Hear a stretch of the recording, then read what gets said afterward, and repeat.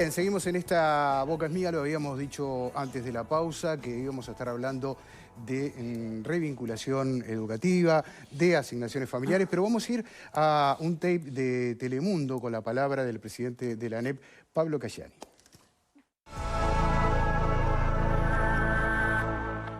Cayani destacó el trabajo de varias instituciones para poder atraer a casi la mitad de los jóvenes a que volvieran a vincularse con la educación. Muchas veces había un problema de acceso a las propuestas o que habían tenido un problema de cupo, es decir, y no tenían muy claro si podían ingresar en esta altura del año. Había necesidad de que hubiera un otro yendo a buscar, conversando. Tenemos un conjunto de gurises que aún así no retornan. Ahí las situaciones son realmente múltiples y todas muy embromadas para la vida de los gurises, desde no poder dejar la changa porque hay que parar la olla en casa, hasta situaciones de salud o de muerte del familiar que cuidaba. El presidente del Codicen se refirió a los más de 3.100 casos que dejaron de recibir asignaciones familiares.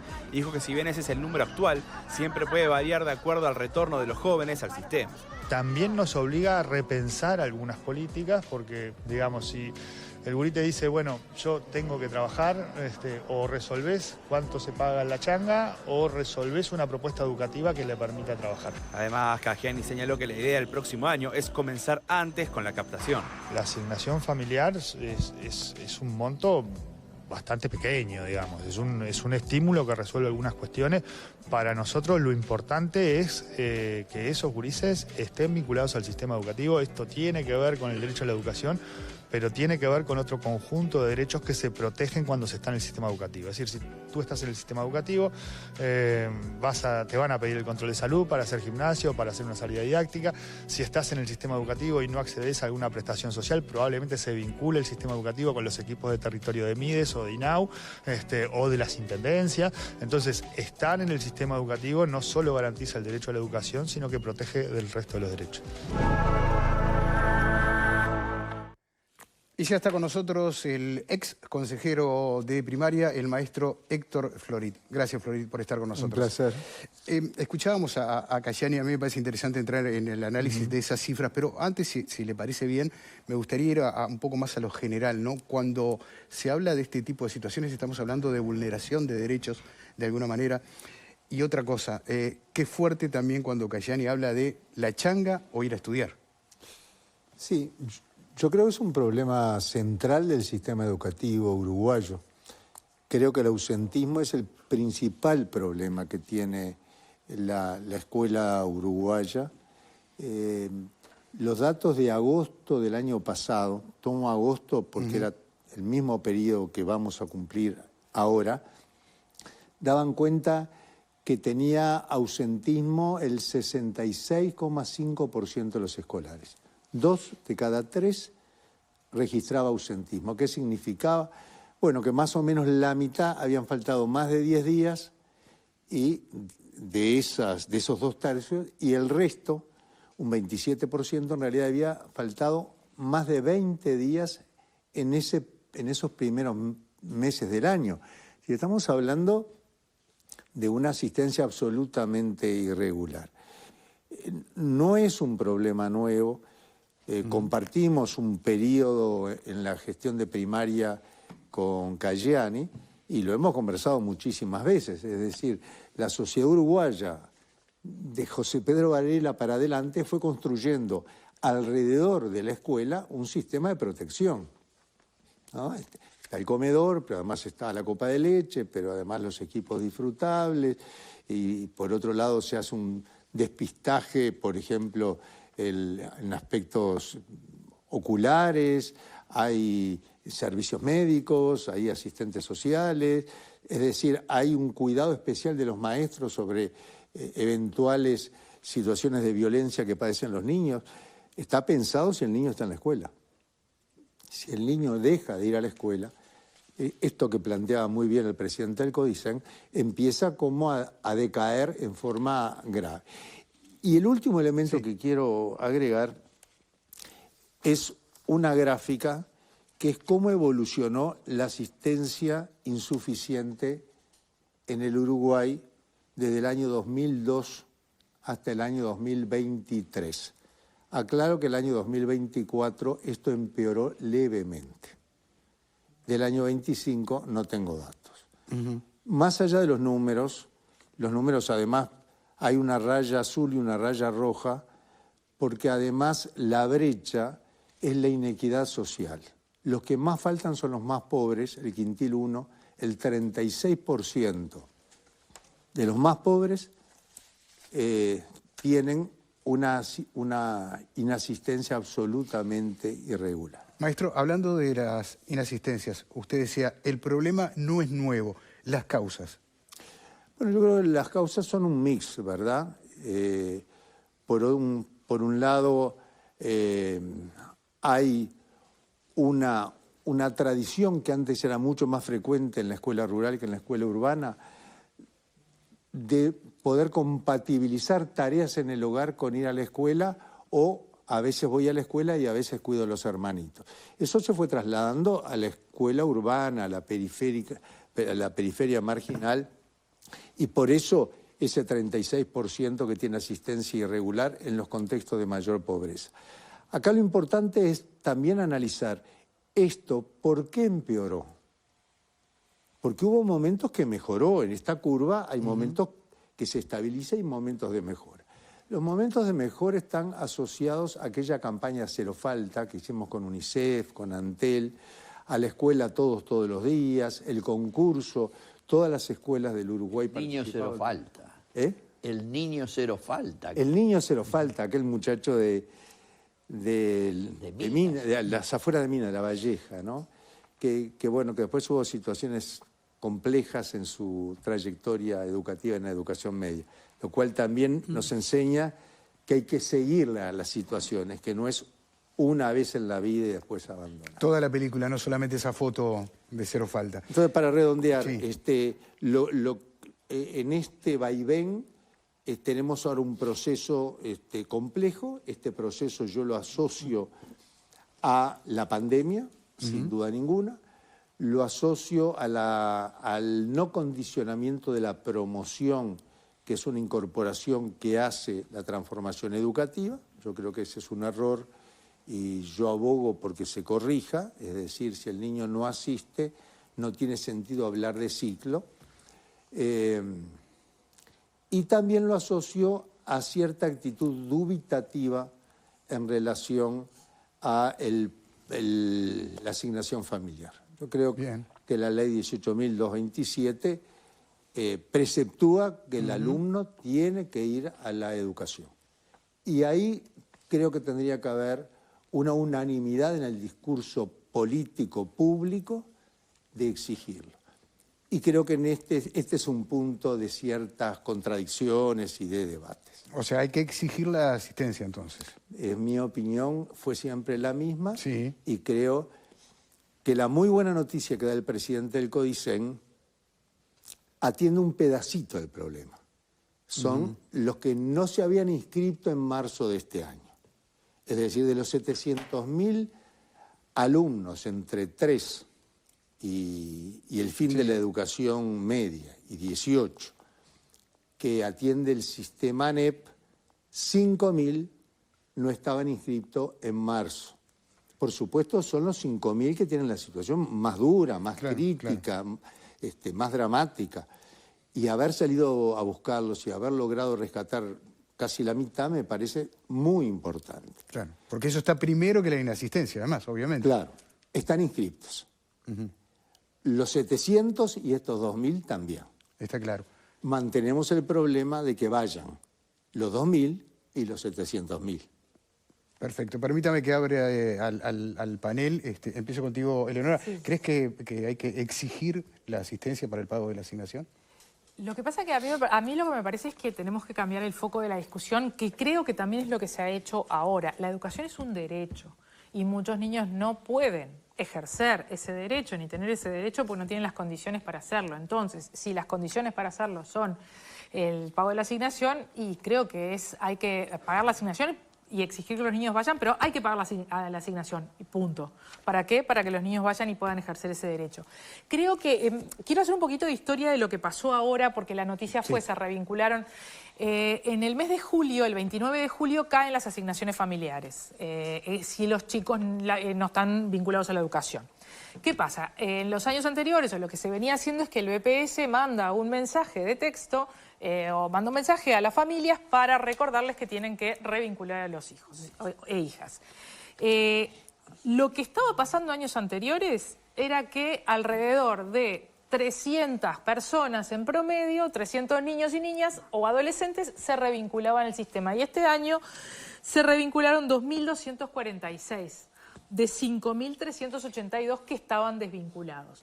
Eso es una gran noticia porque lo que se logra revincular es un número mucho mayor al que históricamente veníamos teniendo. Y otra gran noticia es que hubo menos deserción, porque en general en julio se iban a cortar alrededor de 9.000 asignaciones familiares y este año se iban a cortar 5.000, de las cuales ahora se van a cortar menos porque se revincularon, pero ya ahí ese número también había caído y había bajado, lo cual es una buena noticia. Esta vez el despliegue territorial de las acciones fue más grande, más importante que en ocasiones anteriores. No solamente estaba la ANEP y el BPS, que era lo que generalmente trabajaba, sino que se suma el MIDES, se suma los SECAP en el interior, que es el Ministerio de Educación y Cultura, se suma la Secretaría de Deportes, o sea, se suman el Ministerio del Interior, distintos mecanismos para llegar a estas revinculaciones. Y se fue puerta por puerta a buscar a los chiquilines que no estaban. De hecho, se buscó en las bases, se unificó una base de datos, que era algo que tampoco estaba pasando, y se buscó cuál era el último centro educativo que los chiquilines se habían vinculado en los últimos 3 años, y se fue ahí a encontrar casa por casa a los gurises para que volvieran. A mí me parece que esto es que falta mucho, sí, que el problema de la inasistencia no lo solucionamos con esto también, pero me parece que es un gran comienzo y un gran aliento para mostrar que se pueden hacer cosas, que se puede innovar en la forma como hacemos las cosas o cómo las autoridades y cómo las instituciones hacen las cosas y buscar y tener mejores resultados. Yo estoy muy contenta por esto y la verdad que creo que es un punto de partida. Claramente no está nada ganado, pero sí empezamos por algo que está bien, por lo menos en este julio. Estas acciones y estos despliegues siguen a lo largo del año, se sigue buscando a los gurises, y si se revinculan, se vuelven las asignaciones. Me parece que es un buen puntapié. Bien. ¿Opiniones o preguntas, Connie? No, muy interesante, digamos. Primero, los comentarios de Florita en el sentido de que no pareció como prudente, pese a que fue objeto de una declaración periodística del actual presidente cuando estaba en campaña, de que él era partidario de que se pagaran las asignaciones y se pagaran, y que lo mismo fue acompañado por el ministro Odone en un caso que sorprende un poco. Allí las primeras consideraciones es, punto 1, no es una buena declaración que el presidente o el candidato a presidente diga que no va a cumplir la ley, porque no se trata de un deseo de las buenas intenciones de un programa que diseñó la ANEP para acercar. No, señores, esto es una ley del año 2007 que aprobó todo el Parlamento y, bueno, los ministros del primer gabinete de Tabaré Vázquez. Entonces, primera consideración, está bueno que haya vuelto de parte de las autoridades de ANEP a decir tenemos que cumplir.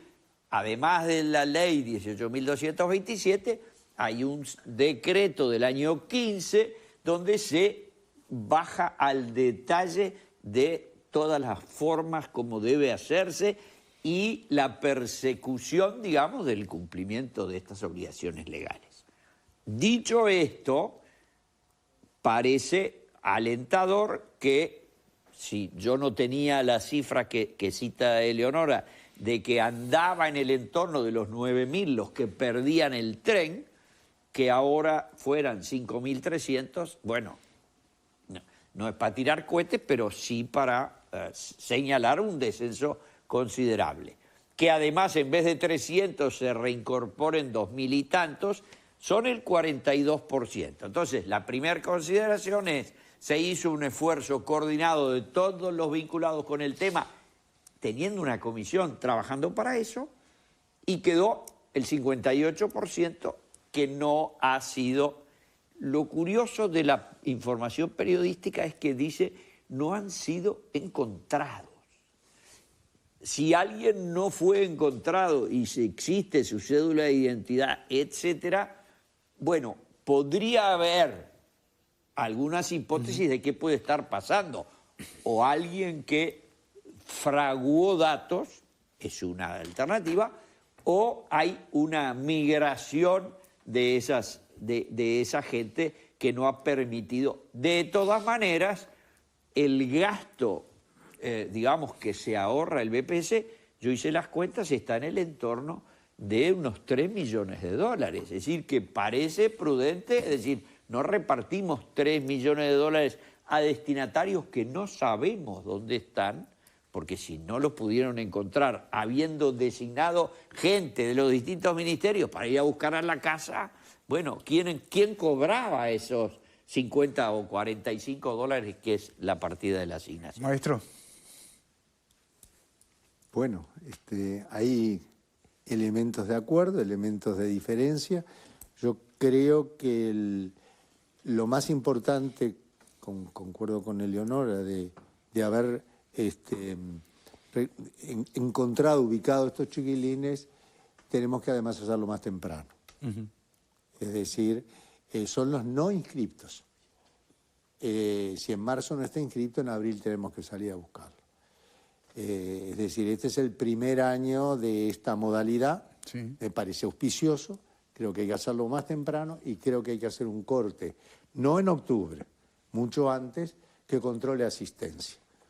Porque lo que avanzamos lo podemos perder si vamos a controlar el ausentismo en octubre, es decir, a un mes de que no podamos hacer nada. Es decir, creo que todo esto que genera mucha unanimidad, me parece que no hay nadie que se sienta cómodo si sabe que hay este nivel de riesgo de los chiquilines, porque el chiquilín que no está en la escuela está en una boca, está en una esquina, está haciendo trabajo infantil. Esa era la changa a la que hacía referencia Cayani. Sí. Vamos a ver cuando salgan los datos de la encuesta nacional de trabajo infantil. Pero hace 12 años atrás había 67.000 niños, niñas y adolescentes que trabajaban. Es decir, cuando hablamos de desescolarización, estamos naturalmente hablando de problemas de vulneración de derechos y de riesgo para los chiquilines. Bien. Entonces, me parece que cuanto antes actuemos, insisto, creo que ha sido auspicioso esto. Alfredo. A mí me parece bárbaro que se salga a buscar los gurises. Me acuerdo que Blanca Rodríguez apenas asumió dijo, vamos a ir a buscar los gurises y hasta hoy le están pegando. Bueno, ahí tienen resultados, ya 2.000 y pico los reinscribieron. Creo que hay que buscarlos a todos, pero creo que no es suficiente, ¿tá? Porque me preocupa lo que decía Héctor, ¿no? Es decir, el nivel de ausentismo es muy grande. O sea que algo está fallando en la escuela para que los gurises estén inscriptos, porque si no van, estén inscriptos y no van, no me sirve para nada, ¿tá? Es decir, yo creo que ahí, evidentemente, falta cabeza, que espero que la pongan ahora, no tanto en defender corporación, sino en mirar a los gurises como la cuestión central de la enseñanza, ¿tá? Para que esos gurises que están volviendo permanezcan y los que están no se ausenten, porque si no, no solucionamos nada, ¿no?